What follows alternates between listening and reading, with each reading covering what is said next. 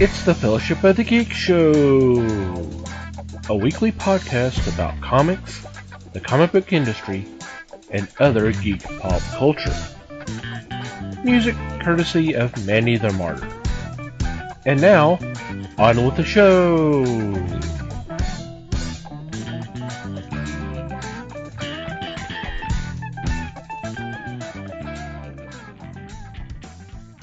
Hey there, everybody. It's the Fellowship of the Geeks podcast. My name is Thomas Chick, and joining me for this episode is Mike Marlowe. Hey, gang. Les Webster. Hello, all. And Liz Newman. Hello, everybody. How are you guys doing? Groovy. Uncle a donkey. I'm here. Tubular to the max. Yes. Hope everybody out there is doing okay. So, what's been going on in your corner of the galaxy? Well, I kind of have a rant that kind of ticked me off. I know, but this was kind of one of those things. I've had a really, really horrible week, so you guys can tell me if I'm overreacting or not. 15 years I have watched Supernatural. I've been a fan of theirs. I have gone to conventions. I have pictures signed. I have cars. I have, you name it, I have it. You know, I have been a dedicated fan of this show. Now, they are wrapping up the end of their season that was postponed because of COVID, which at the time, 15 years, and I forget the guy's name, the guy who writes it, Chuck,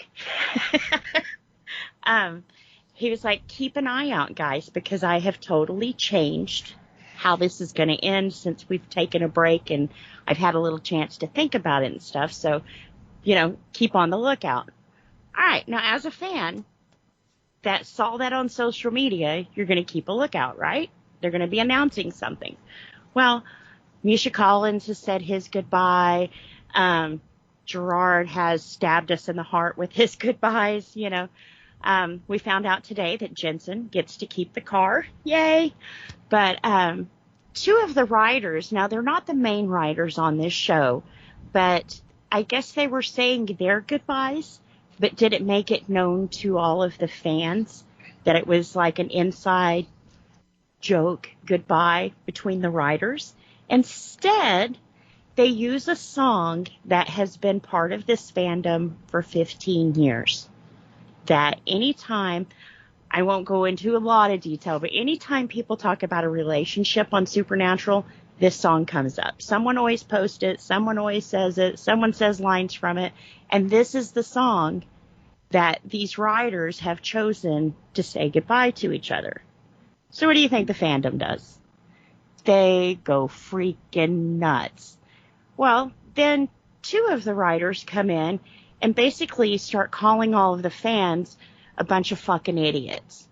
Ooh. And that they get too emotional and they're too invested into this and da-da. I mean, just totally bashing the fans, basically saying that they got hysterical for nothing. Okay, well, these are newer writers. They haven't been with the fandom as long as some of us have, you know. As much as I like the show, I don't take it as serious as some of these other guys do, you know. And when you have these people that you're looking up to then turn around and tell you that you're a fucking idiot, it was just kind of, as a fan, it was very heartbreaking to see because, you know, 15 years on a show, we were kind of curious what was going to happen to the fandom anyways. You know, once the show leaves, it's kind of hard to keep everybody together and, you know, keep that same energy going.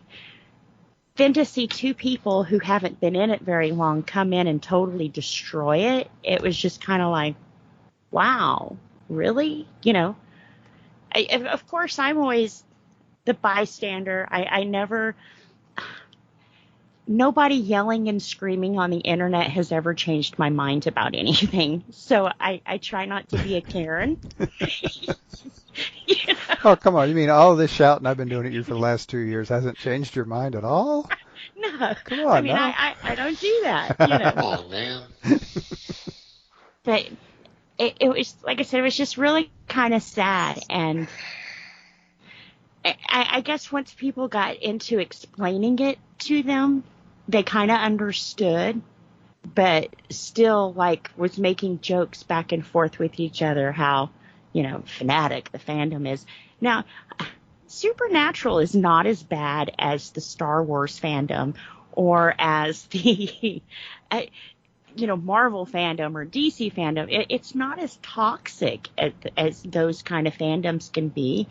As a matter of fact, there's hardly ever any kind of drama and stuff in this fandom. So it was kind of, I guess that's another reason why it kind of took me by surprise, you know? So it's just kind of like, wow, you know. But do fans have a right to be pissed off in this certain situation? You know, they told you to keep an eye out. We're going to be telling you guys something important, you know. Yeah, I think when the creators of something that has a fandom starts calling the fandom idiots, Yeah. I think they have a beef. Yeah, I think there's a reason to be upset. I mean, that's pretty much never a good move. And honestly, if you make a joke and then you have to explain the joke, you made a bad joke and you probably just need to own up to it. Right. And if it was an inside joke, then you shouldn't have put it on social media. Right. Don't make it public if it's not a public joke. Because it gave them a hope. I mean, I'm looking forward to the ending of the show, but I'm hating the ending of the show. Something bad is going to happen. You know, Misha Collins hasn't been on the set for the last 3 days, and you know, something bad is going to happen. And we've been looking for the tiniest details of what. Give me a clue, so. For me, my anxiety, I don't know if I can handle it. You know? So I kind of have been looking into it, kind of spoil me a little bit before. I don't want to go in blind. It's either that or a lot of heavy drinking, so yeah. Yeah. And I don't drink, so. They're probably just going to wake up in the shower. Yeah, I don't know. Yeah, and then, like Patrick Duffy's going to stick his head around the corner and go, "What?" There will be riots. Oh man. But yeah, I mean, it could be worse. It could end with them all at just kind of a restaurant eating, you know. Yeah. And someone comes in. Mm-hmm. Now, is this an Avengers reference or is this a Pulp Fiction reference? Because those are two very different scenes of people eating. To me, that was a Sopranos reference. Sopranos reference. Yeah. Oh, okay. That's what I was going for. Okay, never mind. I got it. Well, because it was just, you know, out of all the endings, that's the one that seemed like it was the worst received, other than or The Lost. It's right up there. Yeah. Sopranos was bad, though. It was like, man, for years you've been showing me cap guys and smashing their fingers and killing girlfriends and smushing dogs, and you're not going to tell me what happened to Tony? Really? No. That was It's bad. not always, life doesn't always wrap up with a nice pretty bow, you know. Yeah, but I'm just when jerking you your, write that I'm just life, jerking it your better. chain. Of course it does. God. But going back to the writers, I mean, talking about biting the hand that feeds you. Well, It's but see, just- that's the thing. It's the end of the show. They don't care. Right, they've already That's- cashed Yeah, their but last you know what? paycheck. If they're lucky to have this job, and if they want to be on another show that lasts 15 years, they don't fuck over the fans like that. Yep.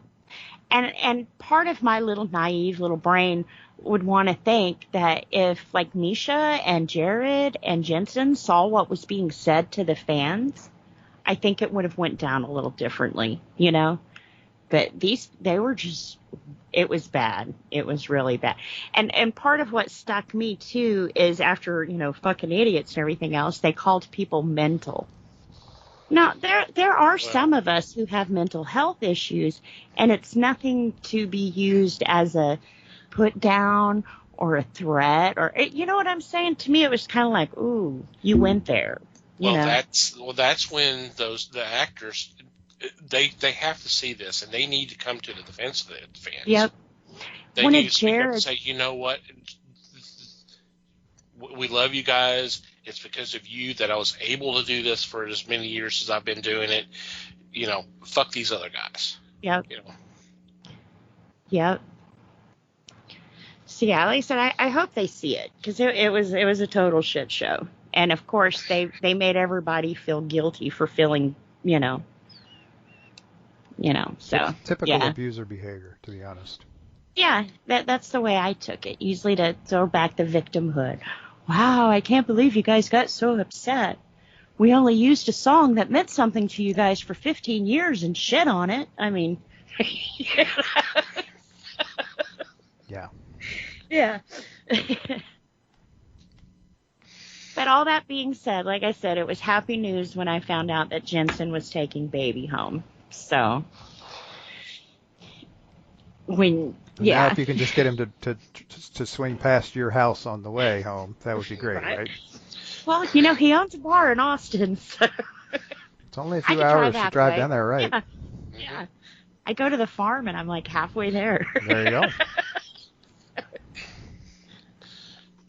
Now the question is he going to park it in a corner? Oh, he better not put baby in no corner.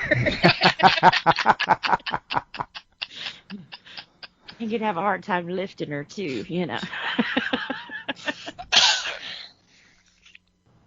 Yeah, that's about what I had. So I should have went off because I was right. Yep. Yeah, you're good. Yep. Totally justified. Yep. Because I was ready. I had my Karen hair on and was like, oh, but I don't know. Like I said, I understand that, like when a comic artist or something is totally being hounded and they finally are like, enough's enough, but they weren't being hounded. They were the ones that were doing the hounding, Right, exactly. So they started the shit in the first place. They did. Especially with how emotional everything's been, So. Right, which is kind of the purpose in a way. I mean, come on, that's the whole point of any kind of mass media. I mean, television's a great example, but I mean the whole point of writing any story is to evoke an emotional response, whatever it might be. I mean, you might have a different emotional response in mind, but the whole point is to mess with people's emotions, and that's fine, and that's entertaining, and that's the people who like it are the ones who are your loyal fans, and it just they should know better than to do some stupidness like that. We stuck around for some of their writing, Right. But yeah, like I said, it was pretty sad. Yeah, it would really be bad if they're the ones that have written the really bad episodes. That, boy. Yeah. And like I said, they haven't been there from the beginning. They've been there a while, but yeah. Well, if they've been there for a while, then that just makes it even worse. It does. If they're a couple of years, okay, not being able to read the room, okay, but if they were there 5, 7 years, half the run, they should freaking know better. Yeah, they should. Right. Well, and you've still got, the show doesn't start back up until October. It's either the 5th or the 8th. I can't remember which show starts on that day, but you've still got like 7 more episodes. Don't you want these people to watch? Don't you want to go out with a good bang? Well, the writers don't care. They already got paid for what they did. True. But like I said, you gotta think future, because I don't know how it works in that industry, but obviously in the rest of the world, the quote-unquote real world, what you do on social media sticks with you. Yeah. So if you do stupid stuff that is able to be seen by future employers, Yeah. Then they're going to judge you with that, and rightly yes. so. Uh-huh. Well, and one other thing, since they've mentioned that Jensen is going over to The Boys, have you guys noticed how much they're talking about the ratings are going through the roof now, and people are so excited about season 2 and da-da-da-da-da-da-da? Don't you think Jensen had just a little bit to do with that, So it's kind of like, yeah, you don't want to piss off the fandom that, not only for the writers, but for these actors who are following them into different ones, So if I was them, I would step in and go, hey, knock it off. Sounds like somebody's got to, anyway. Yeah. Somebody has to rein this shit in. Unless it's just been buried on Twitter, I haven't seen any of them address it today. This all went down last night. So we shall see. Well, we know how things kind of trend on Twitter, so Yeah. It's amazing how you can click on some of this stuff, especially if it's like an actor's name or an athlete's name, and you go, okay, why is this trending? And 99% of it's like, I saw that this person was trending, and I thought they died. And then there's that clip of Denzel Washington kind of putting his hand on his chest and just kind of sigh relief. I'm like, yeah, Jesus Christ, people, come on. That was Patrick Stewart today. They do that. They do that with Betty White about every 2 or 3 months. Right. Yes. I mean, she trends for the fact that, just because she's trending. Yep. And it's because she's fine. And I'm like, stop doing this. This is stupid. I was kind of glad that Patrick Stewart was trending today, because somebody linked an article back from January that I hadn't seen that he talks about the pit bull on the new show, and he pretty much told them it's got to be a pit bull or I ain't doing it. He's like a real big advocate for them, and is working on changing the laws and the stuff in the UK for the pit bulls. So it was man. Yeah, he's posted a lot of videos on his Facebook page back when I was really more on Facebook, and I saw a lot of those kind of videos, and he's a big advocate for them. I love that. If I didn't love him already, I would have loved him just for that. Well, of course, and then the other thing is that he's been doing a sonnet a day, although he had a break there for a while because he was actually filming. He's probably working on Picard. I don't know. I saw a video for the latest one, and he's like, sorry, it's been a bit, but I've been filming. He didn't really go into kind of details on what he was filming, but he probably can. Probably can, and that's understandable. Right. But it was sonnet number 128. So that's pretty cool. I like it when these big people can use their platform for something good like that. Because when I guess it was Game of Thrones. I didn't watch Game of Thrones. When Game of Thrones came out, everybody rushed to get Siberian Huskies and stuff. I guess there's a lot of them in the show. So it's like, wow, if we can have someone like Patrick Stewart with a pit bull, man, that's so much help for us in the dog world. Goes a long way. It does. It's chipping away that stigmata that's been placed around them. Yep. So. Okay. Well, hell. I'm going to say thank you, Liz, for having a rant, because I got nothing this week anyway.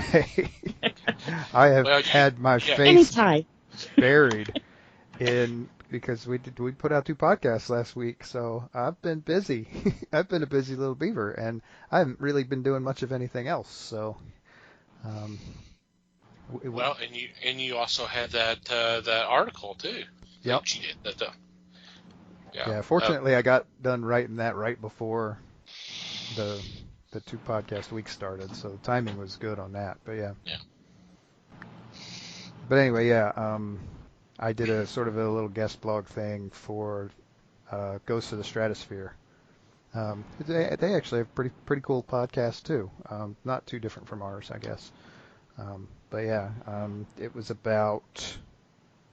I retweeted the link to it. It was there was like 4 of us involved, like 4 different podcasters, and we did top 10 lists for our favorite TV themes songs. And it was a lot of fun. I hadn't actually written anything like that in a while, so it took me a second to kind of get my bearings again. But that and I'm not huge on TV, so it's all kind of old stuff I grew up with. But that's okay too. It was fun. It was a good list. It was. Mm-hmm. Well, thanks. Mm-hmm. There were, of course, 40 million other things that could have been on the list. I'm sure the other guys came up with stuff that's very different, but that's cool too. Yep. And then I think they do some sort of like a pick your favorite vote sort of thing, and I don't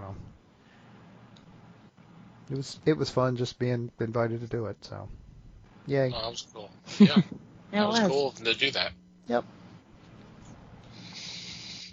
But that's all I did.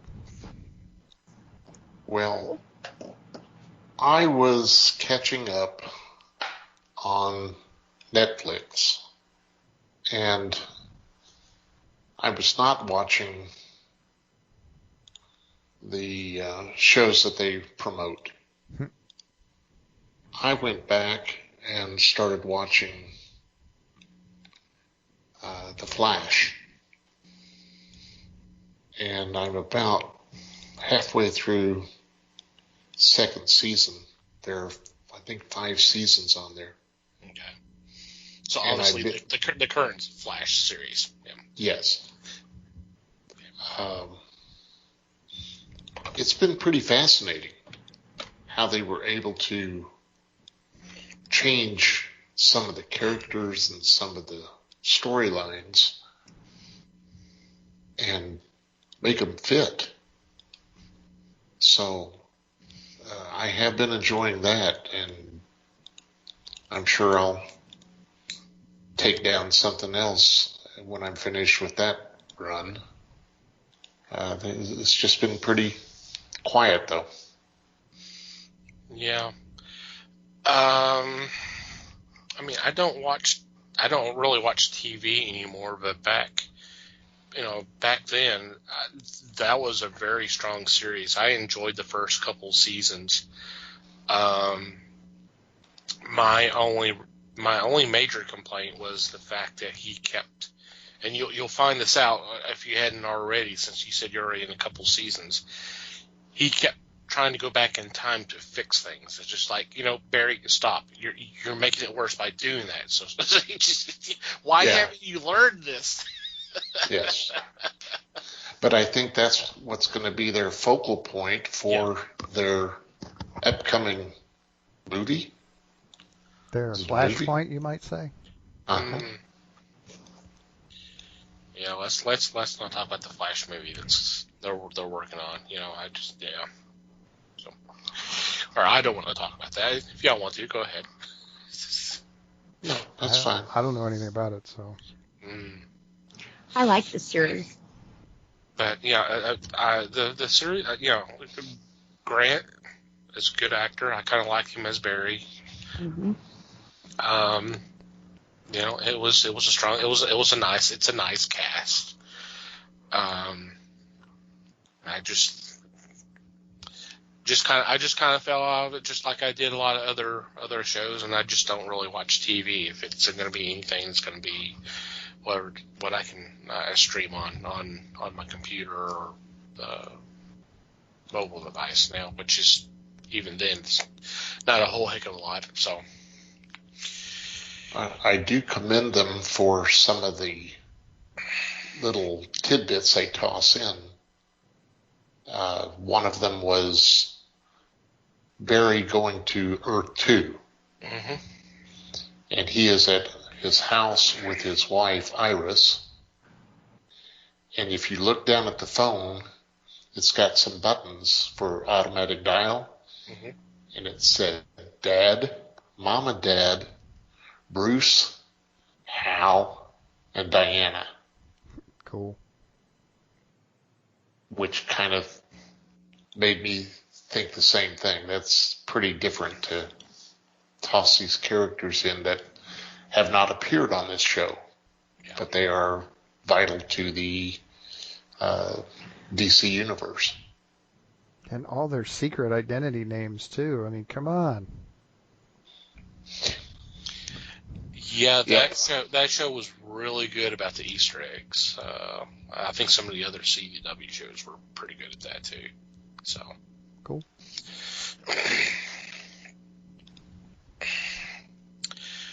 I don't really have anything this week. As Mike said, we had recorded a couple of podcasts, so everybody had did that, and just kind of gearing up for what's coming up ahead, and so basically I have nothing, a bag of nothing again. So oh well. Yeah. Yeah. That's expected at times. Mm-hmm. It's okay to be boring. Yeah.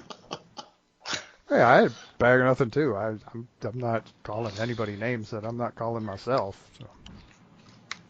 The week I've had, I pray for boring.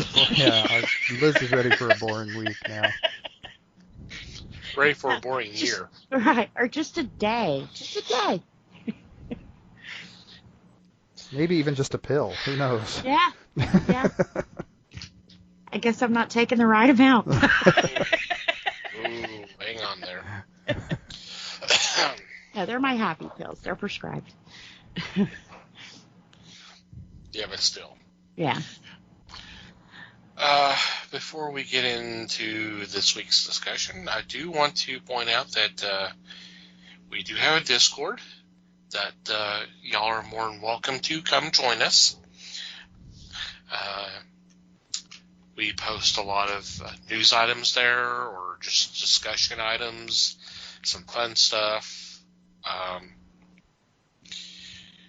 Just set up a D&D channel and try to see if we can maybe start getting a game going up there. Maybe have something else coming up down the road. I'm working on a couple of things, so I guess that's something I was doing last week. That kind of stuff. So you're more than welcome to come join us. Just go to the website, www.thefellowshipofthegeeks.net. That's www.thefellowshipofthegeeks.net. And you'll see right there, join our Discord. Just click on that, and it's an automatic invite. And come join the fun. It's been a blast. We've had it going for how many months now? About 2 or 3, something like that. Mm-hmm. And it's been fun. I've enjoyed it. Kind of wish we had done it sooner. Mm-hmm. Yep. It's been entertaining, that's for sure. It has. Yep. Okay, for this week's discussion, I kind of want to talk about a couple of classic TV shows, one being inspired by the other one. This marks the 65th, I believe, anniversary of The Honeymooners, which was originally a sketch from the Jackie Gleason show. Obviously, it had Jackie Gleason, it had Art Carney, and it was so popular that it was spun off into a TV series.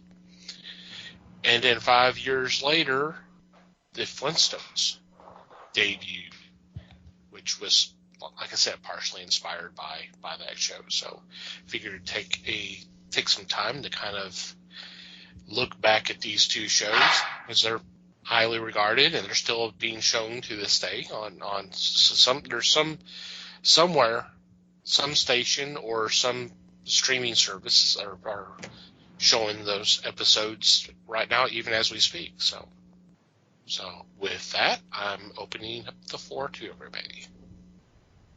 Out of the two, of course, I'm more of a Flintstones fan.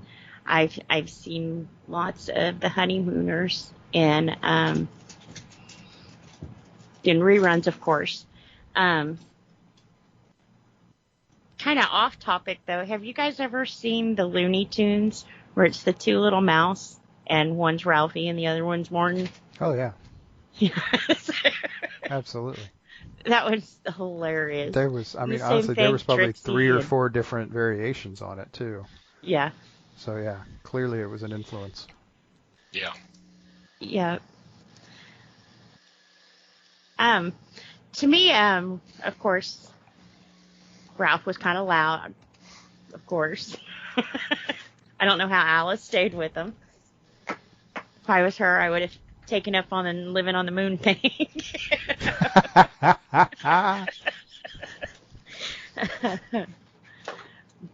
But to me, it was kind of it's kind of like I Love Lucy, but on a lower class. Does that make sense? Mm-hmm. Lucy No. and them were more of the upper class. You know, apartment in New York, and he's a band leader, and she gets to stay at home and take care of, and Ralph is a bus driver. So it's the same kind of dynamic of husband against wife kind of thing, So. Well, I mean, it was a blue collar show. Yeah. And Norton worked the sewers. In sewer. He was a sewer worker. So. Didn't he also work with Ralph for a little while when he lost his job? Or I think there was like an episode he lost his job in the sewer, and I think he went back at the end, of course, but. Maybe. Sounds vaguely familiar. Could be. Yeah. Yeah, I got to admit too. I'm not necessarily going to say one's better than the other, but I'm not as in tune with the Honeymooners. Yeah. It's a show, and maybe I'm just wrong, but it's a show I just never got into. It's one of those shows that you just, you only have to have eyes to be able to see the influence that show had on TV. Mm-hmm. Honestly, across the board. There kind of wasn't a show like that at that time. In 1955, they didn't have sitcoms. They had variety shows. That's what they had. Yeah. So that it got spun off into a sitcom and basically invented the sitcom format. There's a lot of influence there. It set a lot of precedents, and shows have been trying to live up to that ever since in some ways. But I never got behind all the married couples shouting at each other thing that was going on in that show, and Yeah. it just kind of it always kind of got on my nerves. It could be funny. It was a show that could be funny frequently, but I kind of couldn't. I just kind of never got into it because there's just a lot of shouting, and I never found that part of it funny. I get that, because that's one of the things, kind of looking back, I kind of have a problem with this show is he is, to a degree, he's a verbal abuser. Mm-hmm. And almost physical abuser. He always threatened to punch her to the moon. Yeah. And the kisser. So there was that. And of course, there's the yelling and all that. That's kind of obviously something like that would not fly today. Oh no.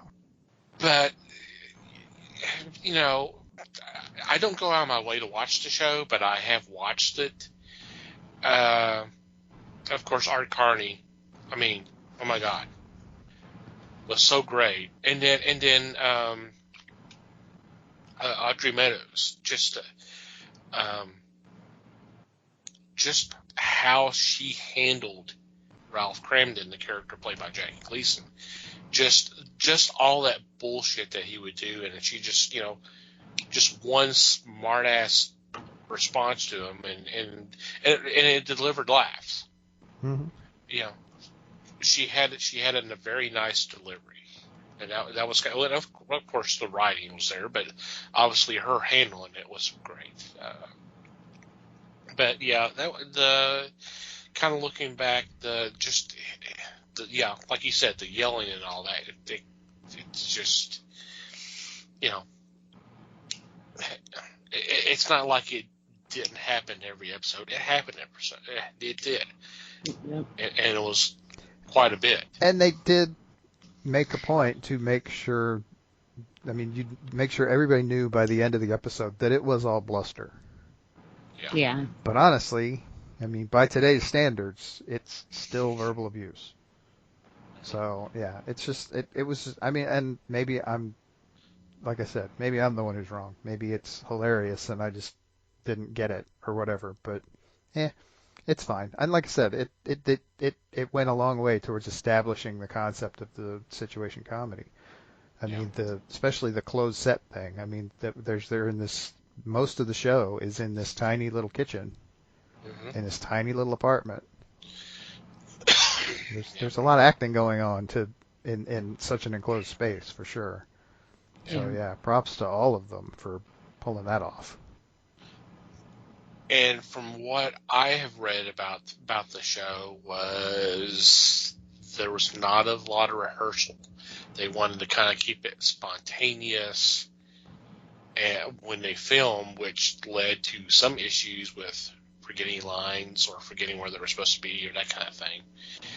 But I can understand that way you kind of get that genuine response from the other actors and all that. So that's kind of yeah. And that's also kind of a throwback to the variety show thing too, because true. So, there were, several months back I talked about the Betty White documentary I watched, and she talked about they would be on the air for 7 hours at a time. There was no script. There was a list of sketch ideas that they might do, and that was it. And they were on air live for 7 hours. They could run off for a couple of minutes at a time while other people were on set or were on camera, but that was it. And so, yeah, that would be perfectly normal at this time in 55 with the Honeymooners to just, okay, well, why would we rehearse it several times and then tape it? That would be weird. That wouldn't be how they had ever worked before. So, yeah. Which that reminds me of a story I'll have to tell later, but go ahead. Les, your thoughts?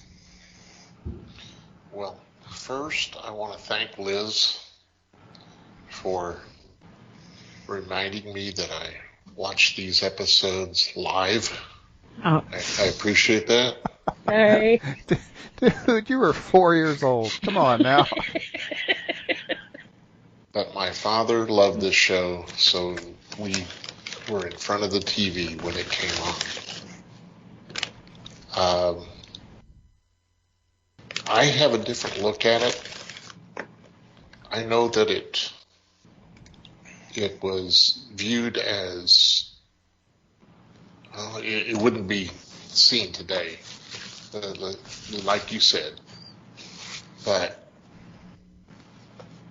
at that time, anything was possible. And that's what they were shooting for. They were trying to get people to watch, people to enjoy, and they did. They were strong, and they had the message every week. It only ran for one season under this format. But it has been copied. It's been the basis of so many other TV series. It's hard to imagine. I was looking up a TV series with Don Rickles back in the 70s. It was the Don Rickles Show, and it was very similar to this. He was abrasive, but but you enjoyed seeing what he was saying. Imagine that, Don Rickles being abrasive. Oh man, I want to watch this now. I don't believe it. Yeah, it's. Good night, everybody. Be sure to tip your waitress. No, I thought it was fascinating. I thought it was poignant. I thought it was so well done, so well directed.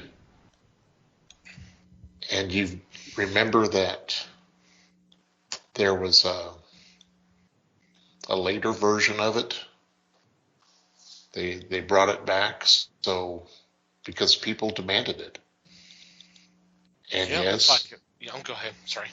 No, I was going to say that the character was still abrasive, but you didn't look at him like he was, or that he had grown a third head or something.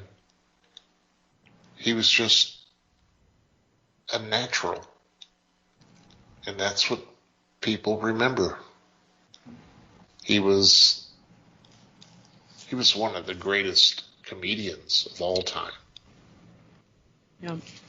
And he's been, think about it. He was referenced in Back to the Future when Lorraine and her family were sitting down for a meal and they were watching The Honeymooners. Marty said, "Oh, this is the one where Ralph tries to be a spaceman." And they look at him like he's an idiot. But there it was. It was part of the American culture. And I don't have a problem with that at all. I may be in the minority on this one, but I would stand behind it, whether it's PC or not, because PC didn't exist until 10 years ago, 12 years ago. So you've got to remember at that time what was being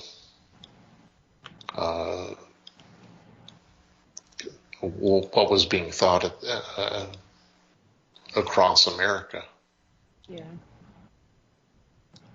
Well, and kind of like the same formula with Lucy, women didn't talk to their husbands that way.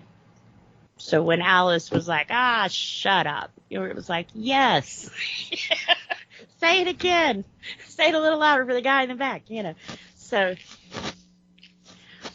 I think they did play up the loudness of him with, the fighting and that kind of thing, because Alice was the kind of woman who could handle herself, I think had he ever tried to hit her, she would have laid him out. So it was kind of an empty threat kind of thing, But yeah, I mean, in that time, that's what kind of made it. Women didn't talk to their husbands that way. And like in Lucy's case, women didn't go behind their husband's back and do the little shenanigans she did. That's what made it kind of funny and edgy and, different. Well, I think the deal is that they certainly didn't portray it in the public eye. I mean, to say that it didn't happen, I think is probably optimistic. But you certainly didn't see it in movies or TV up until this point. because I mean this was the 1950s in the United States, and there were people were very concerned with image in that time frame, and so everything was squeaky clean, and everybody did everything that they were supposed to do in public, and it didn't. I mean, whether that was real or not, who knows? I mean, I think a lot of times it probably wasn't. It was probably fake. And a show like this started the trend of, okay, we're gonna show people who aren't wearing suits to work all the time, and we're gonna show them acting like what real people act like, even if it's not what people are used to seeing on TV. Yeah. And so you get a sense of reality with these characters that was head and shoulders above whatever they had at the time anyway, otherwise. Yeah. So yeah. Well, and their struggle was the average American struggle at the time too, you know. Mm-hmm. Yep. I think that was a lot of the point. Mm-hmm. They were trying to make something relatable. And I mean, it had started off in skits that were like 6 to 8 minutes long on a variety show, like 4 years before they made the series. So, I mean, it had even been around for a while at that point, and went over very well with the audiences. So, yeah, it made perfect sense to keep going and expand on it. Make the characters more real. Yep. I also found it interesting that apparently Audrey Meadows was not the original Alice,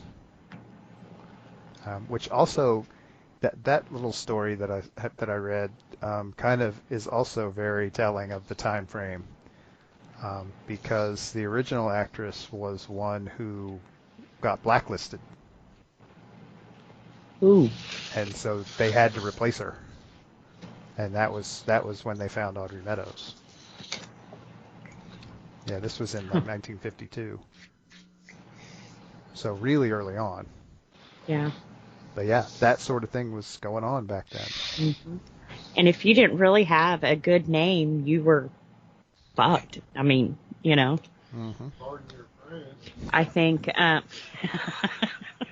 think Lucy was safe just because everybody loved Lucy, you know. Their favorite redhead. Right, but yeah, she had to have a good bit of clout behind her to be able to sort of skirt around all of that. But Yep. somebody just starting out on the Jackie Gleason show. Nope. Yeah, they had to get rid of her. When Lucy had lawyers and stuff behind her too at that point, you know. Mm-hmm. And her age at the time when she signed everything kind of cleared her too. She was young, you know. Right. Trying to make her grandfather happy, I think it was. That sounds familiar, yeah. Mm-hmm. Yep. So I didn't again, know that. a lot of groundbreaking stuff going on Mm-hmm. in this show, for sure. What was your thought, Thomas? Well, like I said, you know, it was just I did find it funny, but just kind of looking back at it, being older, the whole verbal onslaught is just a little. It's kind of a little cringeworthy now. But it when I watched it when I was younger, it was an enjoyable show because, you know, Jackie Gleason had the great facial expressions, and of course Art Carney was Art Carney, and like I said, Audrey Meadows had the great comebacks. You know, Ralph would say something. You know, he's making a threat, and then she would just go, okay, sure, Jan, whatever. You know? It just basically blow it off or something like that. And it was always, like I said, it was delivered perfectly. She did an awesome job. But yeah, I mean, it was a nice show. You could see why it was so popular. And so heavily borrowed from over time, too. Yeah, I mean, like I said, I kind of view it as being kind of a product of its time in the mid 1950s. But again, it also broke a lot of ground, and so a lot of people were ripping off on it, and using some of the same tropes, because that's how tropes become tropes. Is people keep doing it over and over again because it worked. And 60 plus years later, it's just done the same way. Mm-hmm. Very much, yeah. That half-hour sitcom still, you can still see the influences. Yeah. Which brings us to the Flintstones, right? It does. Yeah. That's what you call a segue, boys and girls. Now, the Flintstones ran a little longer. What was it, 6 seasons? Yeah, 6 seasons. 6 seasons. Plus, they have all of their holiday specials, and I think they've had new Flintstones and all that other kind of stuff. Do you think the reason why the Flintstones maybe lasted a little longer is because they kind of toned down the I don't want to say violence, but the gonna sock you to the moon kind of thing, to where, yeah, he yelled at Wilma every once in a while, but once again, Wilma was kind of like, whatever, I'll go charge it anyway.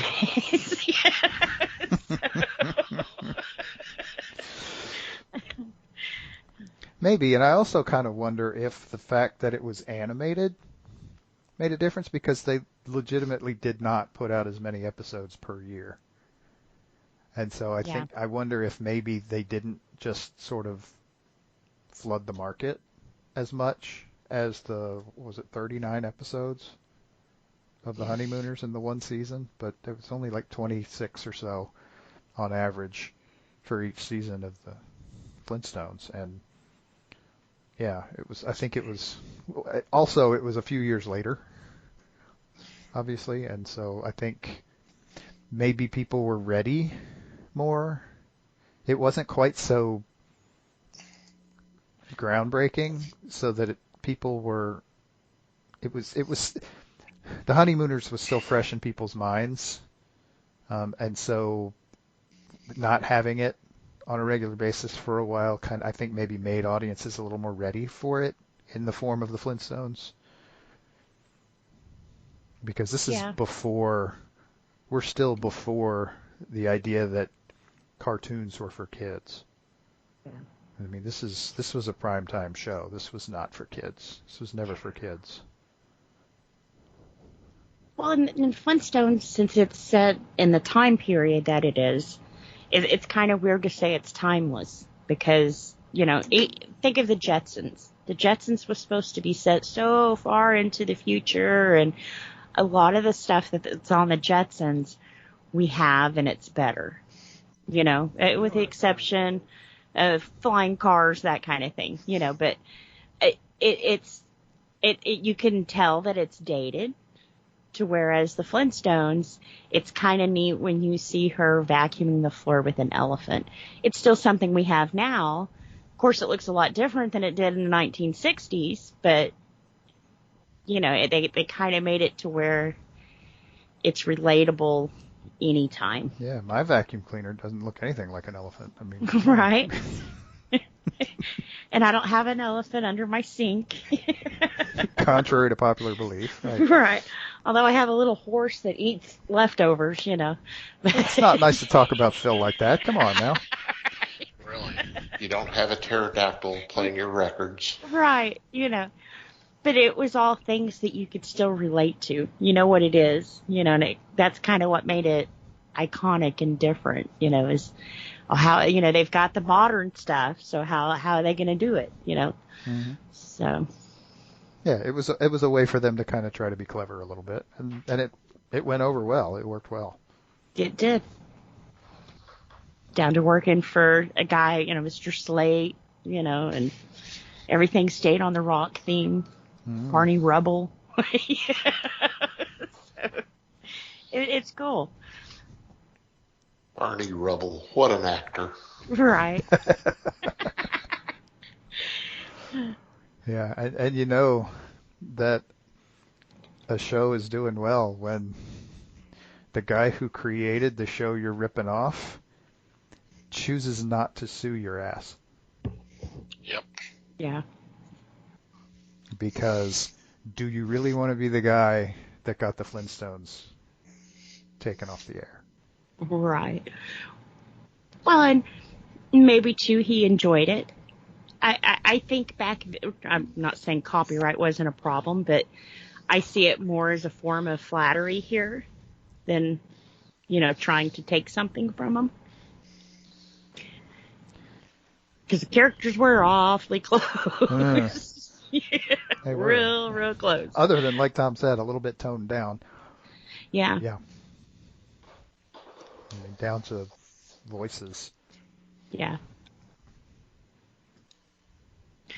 Well, and with cartoons, too, you can get away with more than you can with, your actors. It's kind of like, oh, he shouldn't have said that. But it's okay because he's a cartoon. Right, he's not real. Yeah, Which he hit that guy. That's okay because he's a cartoon, Yeah, go ahead, explain that to your 3-year-old. But anyway. Right, yeah. This is why my kid has only recently gotten into Looney Tunes. Yeah. It's because I'm just like, I am not explaining all this to him at age 6. Some of it's okay, and yeah. Right. It's okay because it's not real, but so don't go hitting your friends. Well, okay, but you have to have a concept of, you already have to have the concept of what's real and what's not real for that to make sense. Yeah. And that's not something you plan for. That happens on its own. And that's why the grandbaby plays with potatoes.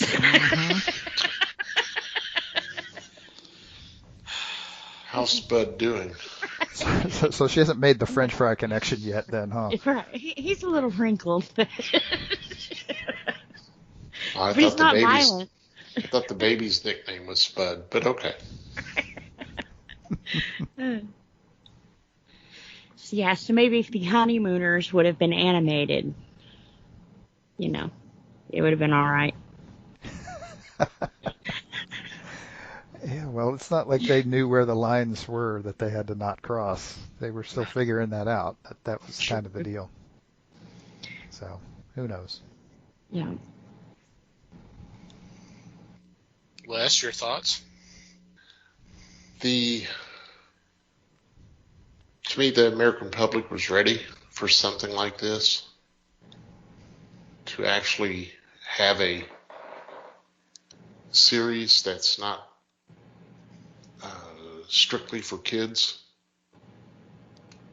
Although a few years prior, Bob Clampett released the series Beanie and Cecil.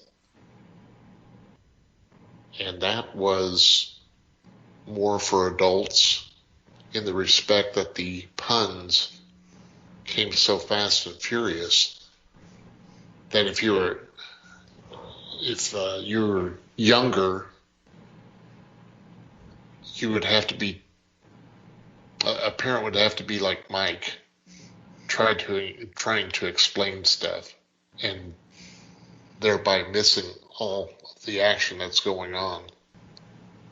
I remember, God, what am I talking about? Why am I telling you that I used to watch this show, Beanie and Cecil?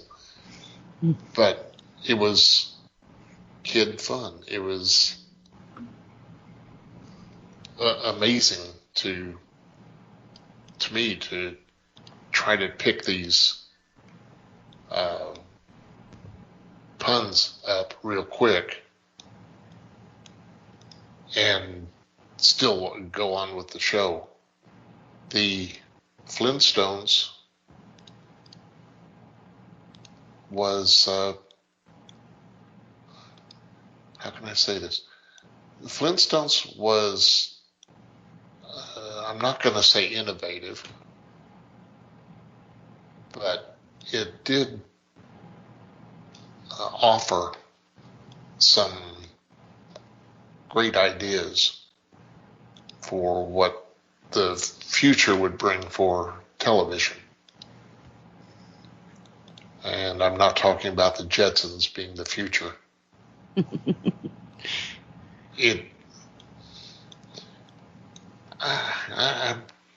I'm floundering. It was fun. It was something that had meaning. And like was said, you had specials, whether it be a Christmas special or something like that, or then they came up with 2 live action movies. Is that right? Yes. Yeah, I believe so. Mm-hmm. And then you also had the animated movies to bring the people in. So it was a cash cow for a while.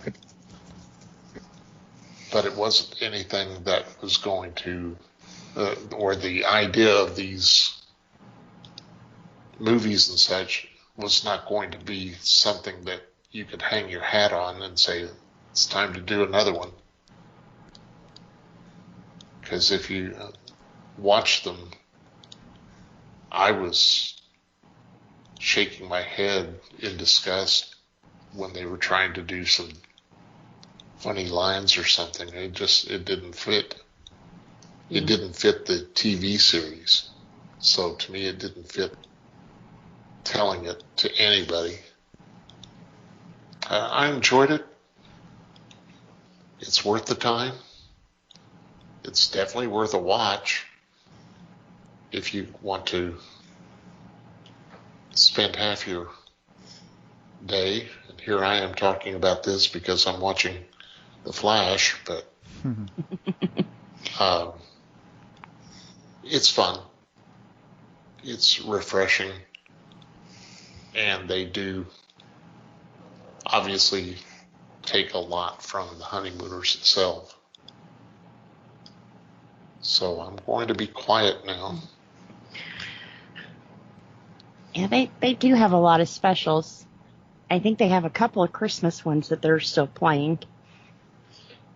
And then, of course, when Bam Bam and Pebbles got married, that episode, it was actually a couple-hour episode, I think they said 22 million people tuned in to see her get married. So, and then, of course, the next one was she had the baby. So, but yeah, a lot of different specials and stuff. And didn't they have the Flintstones meets the Jetsons? Yes, I believe they did. So. Yep. Which was also kind of cool. I enjoy the show. It was a fun watch. I hadn't seen all like the animated movies or hadn't seen live action movies either. But I enjoyed the show. So it was very entertaining. It was something I didn't really get into when I was younger, but as I got older and kind of took a second look at it, I guess I appreciated it more for the humor, and it's a fun watch. It is. I've probably seen every episode of the Flintstones. Movies, TV specials.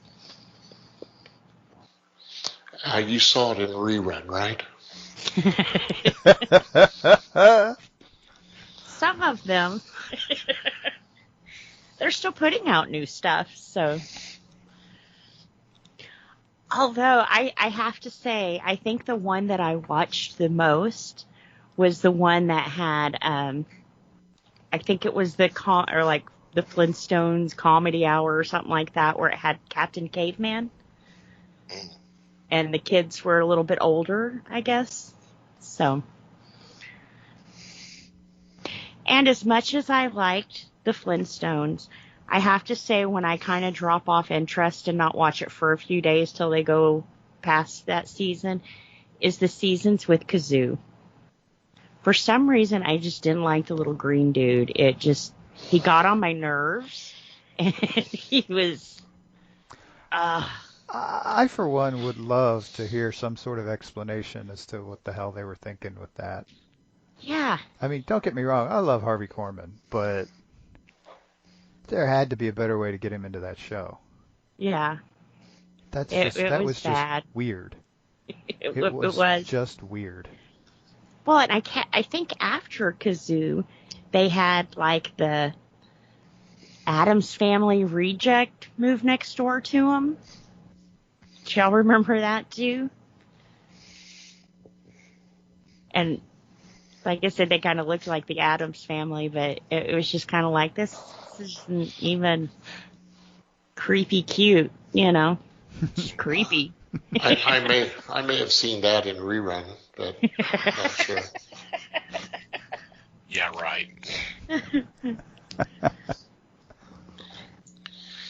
Yeah, I didn't understand bringing Kazoo in, but yeah, I mean, you're talking Harvey Korman. I mean, come on. Yeah. Right. Young Harvey Korman. Yep. But he couldn't even save that show. No. Let's be truthful. It was on the downhill slide. It at that was. Point. Yeah. No doubt about it. And you can tell the later episode, they just lost something. It's like they did all they could think of, and at that point they were just throwing things against the wall to see if it would stick, you know. Ooh, funny green dude.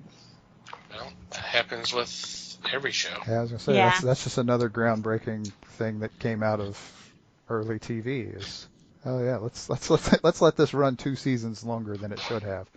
Yeah. But they do rate it the second greatest cartoon after The Simpsons. Well, it was the longest running cartoon series until The Simpsons. Yeah. At 6 seasons. That tells you something. Yep.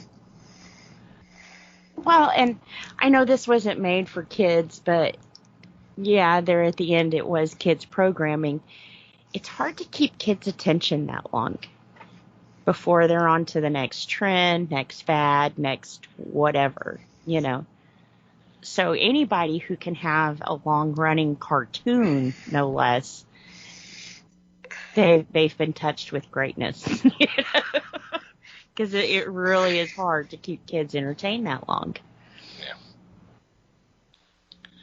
Yeah, I have to say, I mean, I don't have Boomerang, so I haven't had a chance to watch this anytime recently. Yeah, I haven't watched Flintstones in a long while. Which, myself. Not so with the Honeymooners. There's one of the local digital channels shows it pretty consistently. Yeah. I think the Me Channel does too, doesn't it? I'm not sure if they're showing it right now. I think they have. Yeah. It might be. I'm not sure now, but one of them. Okay, let me tell you my story that I had kind of mentioned a while ago. Kind of ties into this a little bit. It was mentioned about the Honeymooners being done live, and also kind of in a way ties in with Harvey Korman, so it ties in with both of them. I had caught a little bit of it's a little bit of an interview on YouTube with Vicki Lawrence, and they were she was being asked about the Mama's Family sketch, the famous elephant sketch, which has been shown on blooper shows for years on end. And y'all probably will know exactly what I'm talking about. You can catch that on YouTube too. Yep. Yes, and she was being asked. Well, it first started up. The question was asked about, how did she, they were talking about the fact that they kind of would laugh at each other when they're doing the sketches and that kind of stuff, and of course there was references to Tim Conway and Harvey Korman, and she was talking about, hey, I was a kid when this started, and no, I didn't let myself do it because I'm trying to learn to do the job and all that. So she didn't allow herself to do that, but she talked about, this was like the final season of the Carol Burnett show, and what they would do is they would do a afternoon kind of a dry rehearsal, so so the cameraman can figure out where the cameras need to go and this, that, and the other, so they run through with the live audience. And then they would take an hour or so break or something like that, and for food and just and get notes from the director and get things ready for the evening where they were going to actually shoot it. And this was going to be a Mama's sketch where they were playing Password. Tim Conway was in the sketch. Obviously, Vicki Lawrence was in the sketch, Carol Burnett was in the sketch, and Dick Van Dyke was in the sketch because at this point Harvey had left the show. So she was talking about her being in her dressing room in between the rehearsal and the live taping, and then the director came by and says, "Okay, the elephant story is going to change from what you heard earlier, and good luck." that was the note she received, and she was going, "God damn it! Tim was able to get away with all this, and I don't get that."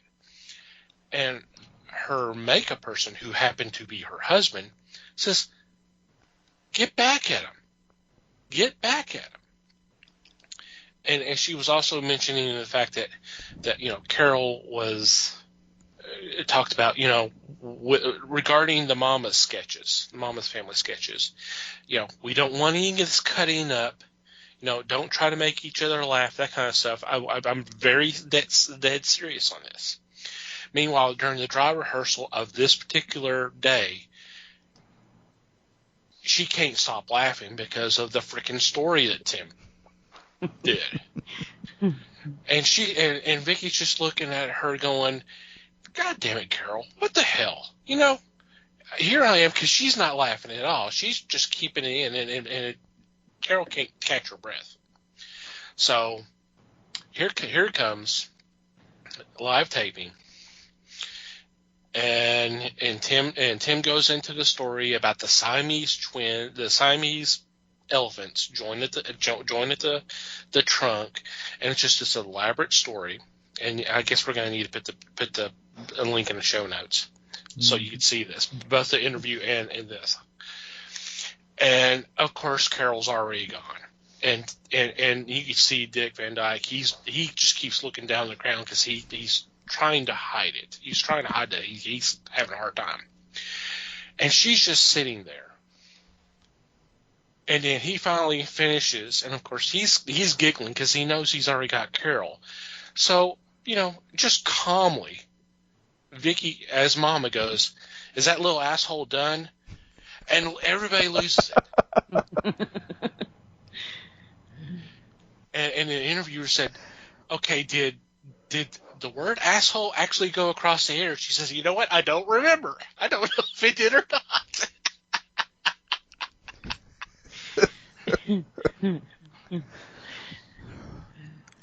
But yeah, I mean, just after all these years, she finally got her revenge, and it's just it was a great little interview, and then turn around watching that, it was just it's perfect. It must be seen. because the story itself, you're just going, it's so weird. You're almost so pissed along with her too. Yeah. I mean, that's what, you could totally see why she's upset, and it also kind of makes sense how she's the only one who can keep a straight face, because she's clearly just pissed off at him, and it's a whole lot easier to do that. Yeah. Wow. Just wow. It's a funny video. It definitely is. So, but I had to share that because it kind of popped in when we were talking about all this. So that's just kind of the way my mind works from time to time, and that's okay. Live TV, live podcast, Yeah. Mm-hmm. It all fits together. Somehow. Semi-live, anyway. Mm. Yeah, because one of us don't breathe. Wait, what? You said it was semi-live, and I said right, because one of us doesn't breathe.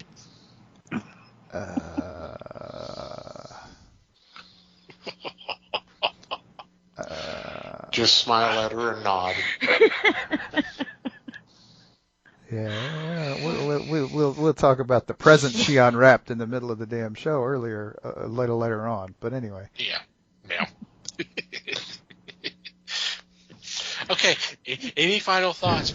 I think we're going to need to take a break here real quick.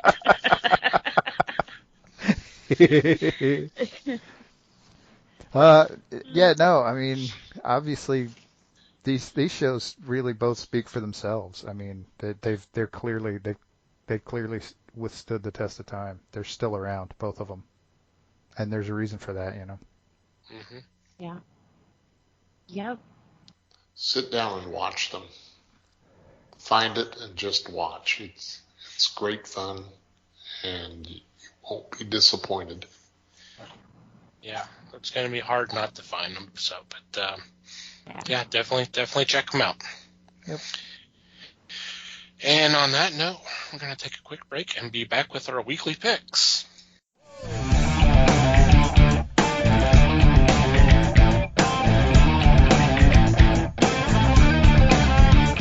And we're back. It is time for our weekly picks. And this week I lead off. So for my new title, I am going with a trade called Star Wars Legends Epic Collection Empire of Volume 6. And this is from Marvel Comics. And this is reprinting several miniseries from Dark Horse Comics run of the titles. It collects a couple of the Force Unleashed miniseries, and ones that I'm particularly ready to read again are the Agents of the Empire miniseries. And if you're not familiar with this, think of James Bond in the Star Wars universe, and that's pretty much an accurate description of Agent of the Empire. These were really cool stories. Enjoyed the hell out of them. So it's nice to see them all collected like this. And like I said, the Force Unleashed miniseries are also with this one. So definitely check this one out. Awesome. Sounds good. So, alrighty, Les, you're next. My first choice comes from Titan Books. It is Adler number 4. This is a series that is based upon the character from the Sherlock Holmes books. Irene Adler was, if I recall, was his love. And in this series, she is kind of represented like the characters in League of Extraordinary Gentlemen. And she is essentially the heroine that follows a mysterious villain who is considered more dangerous than Moriarty. I'm in on this just because it's a spin-off, essentially a spin-off from the Holmes books. Cool. Cool. Yeah. Yep. Very nice. All right, Liz, you're next. All right. For my new one, this one's coming from Dark Horse Comics. It's called You Look Like Death, Tales from the Umbrella Academy. Yes, another Way book. This is actually they say this is the first spinoff from Umbrella Academy. Now, this is where it gets a little weird. This book, although it is a spinoff, will actually tie together Umbrella Academy and the Fabulous Killjoys. It will deal with Seance, who's also known as Carl, and it's 10 years before the Umbrella Academy actually happened. It sounds like he kind of got on the last nerve, and he's been cut off. He has no allowance. He's been kicked out of the mansion. So this will follow him through like the seedy times. It'll deal with his drug battle that he had. And of course, like the main thing about Seance is he can speak to the dead and that kind of thing. So I'm really excited about this one, and I'm so excited to see how it ties into the Killjoys. So definitely, if you're a fan, pick this one up. This will take his older work and tie it together with his new work. So excited. Yay. Very nice. Sounds like fun. Yeah. Alrighty, Mikey. Okie dokie. My new pick, and this is going to seem backwards, but trust me, it makes sense in its own way.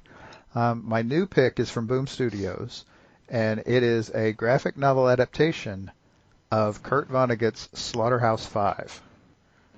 This is put together by Ryan North and Albert Montes, and I cannot recommend Slaughterhouse-Five enough in general. I am kind of a Vonnegut fan, and this is definitely one of his masterpieces. And I am dying to see what this looks like in a graphic novel format. Yeah, that did catch my eye. I was kind of surprised to see that, but yeah, it's very cool that it's being done as a graphic novel. Mm-hmm. Mm-hmm. I want to see this also. That was one of my choices this week. Yet it is a extravagant book, and it is an extremely good book to read. And it'll be interesting, just like you say, how they handle it and are able to pull off the big reveals that they had in the book. Yep. Yep.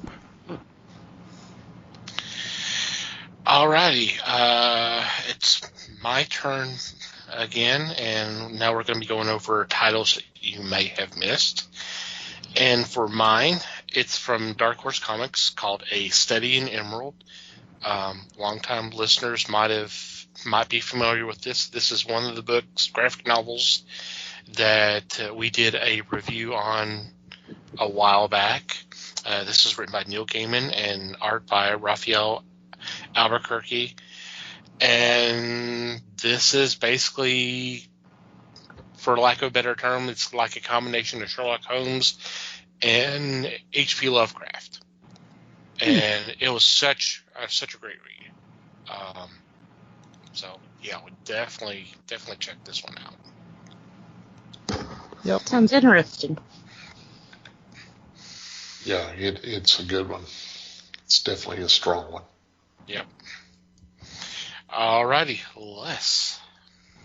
My second choice is from Boom Studios, and it is The Magicians, New Class. This is based on the New York Times bestsellers of The Magicians. Magicians has become a TV series, and because of that, I want to track this down and take a read of it, see how things differ from the TV series. So I'm definitely in on this. Cool. Yep. Alrighty, Liz.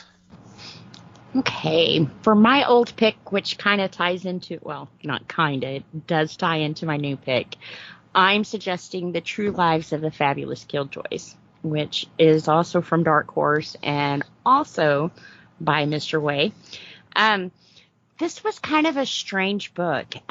This was actually a follow-up to their CD that they put out, Danger Days, The True Lives of the Fabulous Killjoys. The CD itself told the story. And so this book kind of followed that story.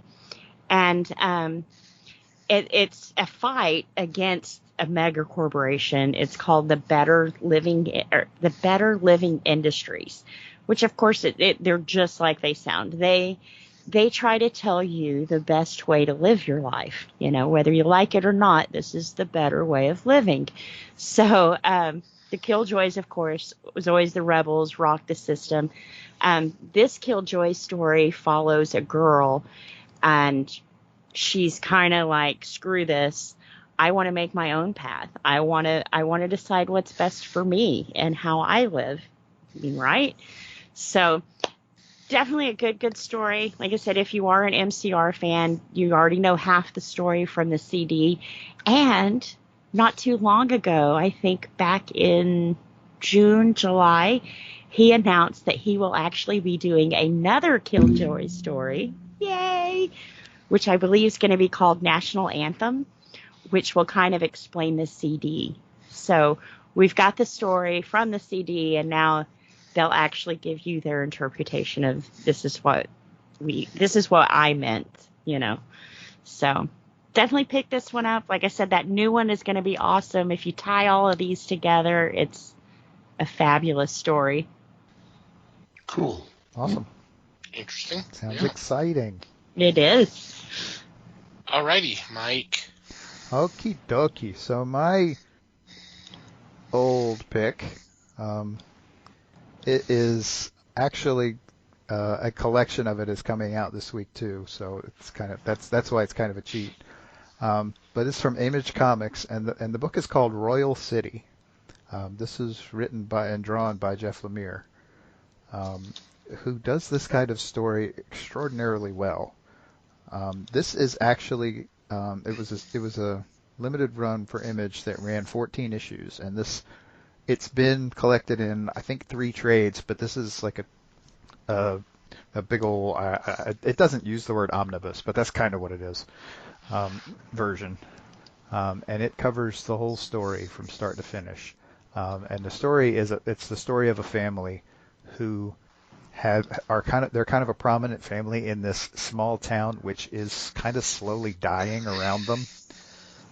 And the parents are interesting, to say the least, and the siblings involved are, let's just say this is not the happiest story in the world, but it is a very well written one. So it is definitely worth reading for that. Nice. That sounds good. Yeah. Very nice. All right. Any special shout-outs this week? No, not me. No, nothing here. Okay. Okay, we'll go ahead to our regular shout-outs. First off, I want to thank Pop Goes the Culture Podcast Network for allowing us to be part of a great group of fellow podcasters. Definitely check them out. There'll be a link in the show notes. Obviously, we want you to check out the fine men and women who make up Podern Family on Twitter, who've been gracious enough to spread the word of the fellowship. I want you to check out their podcasts as well. The best way to do that is just do a search, hashtag Podern Family, all one word, and just scroll through, and whatever catches your attention, just download that episode and knock yourself out. I hope you have a great time listening. Thank you guys as always. I want to thank Maddie the Martyr for supplying the music to our podcast. There'll be a link in show notes. You can check out their music. And finally, you, dear listener, thank you for downloading and listening to today's episode. We appreciate your support as always. We value your feedback. Any questions, comments, suggestions, complaints, observations, what have you, please send them our way. There are several ways you can contact us. Our email address is email@thefellowshipofthegeeks.net. Or you can go to the website and go to the About Us tab, and there's a contact form you can fill out there. And while you can also go to the website and join our Discord, and you can contact us through there as well. We would be happy to have you. Or you can contact us through our social media and follow us there as well. Facebook, we are The Fellowship of the Geeks. And obviously we're on Twitter @Fellowship Geeks. If you like to follow our personal Twitter accounts, you can. Mike can be found @MikeyGeek. Liz can be found @LN_geek. And I can be found @TomTCGeek. And from wherever you download our episodes, it would be greatly appreciated if you take a couple moments and rate and review us. Thank you. Anything else before we say goodbye? Just thanks, everybody. Thank you, everybody. Thanks for listening. Do appreciate your listening as always, friends. We do appreciate it. And until next time, geek on, my friends.